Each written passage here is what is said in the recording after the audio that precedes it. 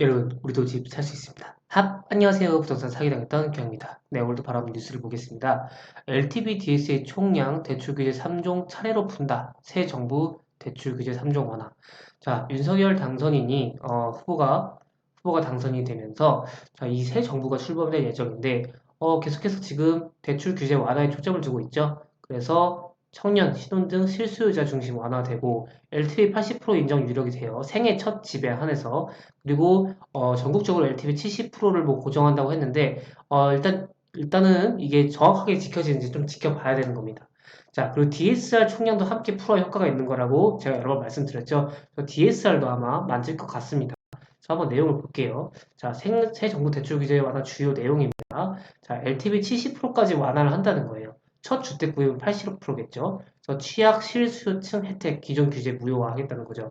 그래서 신혼부부라든지 청년이라든지 이런 분들에게는 조금 더 많이 혜택을 들어갈고, 나 신혼부부도 아니고 청년도 아닌데 이러신 분들은 조금 아쉬울지 모르겠지만 어쨌든 70%까지 완화가 될 수도 있으니까 좀 좋게 보시면 될 것 같습니다. 그리고 제일 중요한 거죠. DSR이죠. 제일 중요한 게 DSR이라고 했습니다. 자, 지금 현재 DSR 40%인데 지금 현재는 총 대출액이 2억 원이 넘어갈 경우에 규제 대상이에요. 나 지금 1억 9,990만 원 받았어. 그러면 아직 규제 대상은 아닙니다.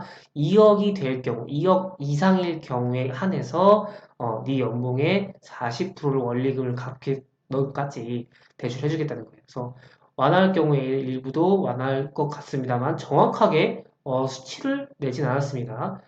효과는 가계부채 총량규제 완화가 될 것 같고 예대금리차 투명 공시를 추진하겠다고 하죠. 하느니 이미 공시를 하고 있다. 추가 규제하면 관치가 우려된다는 말도 있습니다. 뭐 일단은 넘어가고 LTV랑 DSR을 기준으로 좀 보겠습니다.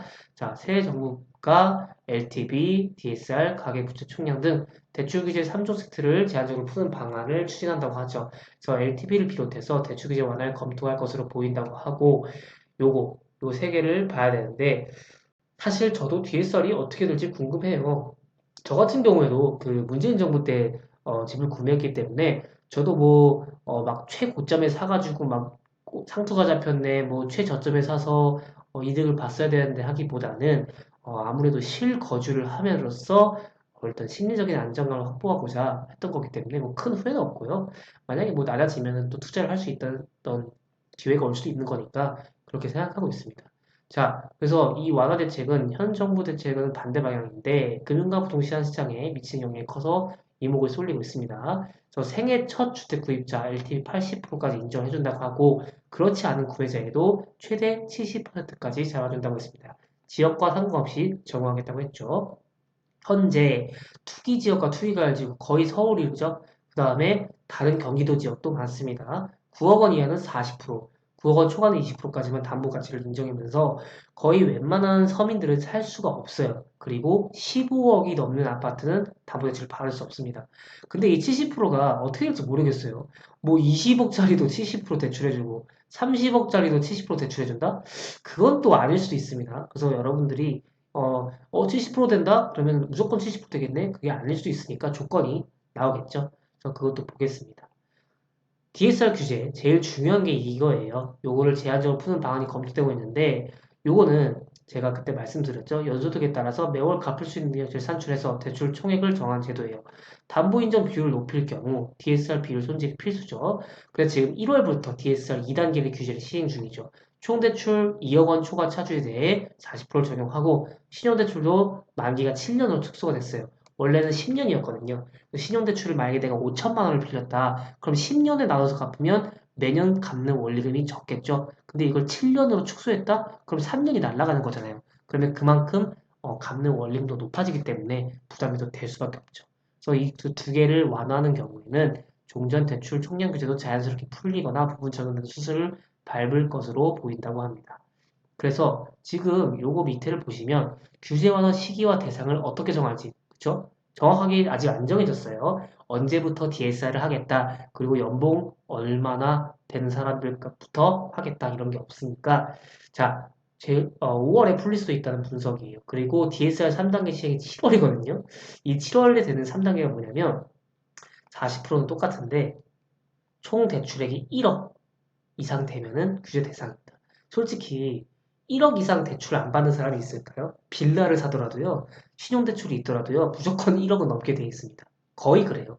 그러면 이제 거의 대부분 규제 대상이라는 얘기죠. 그래서 연봉이 뭐 한 3천, 4천 더 낮은 사람도 있어. 그러면은 웬만하면 대출이 안 된다는 얘기입니다.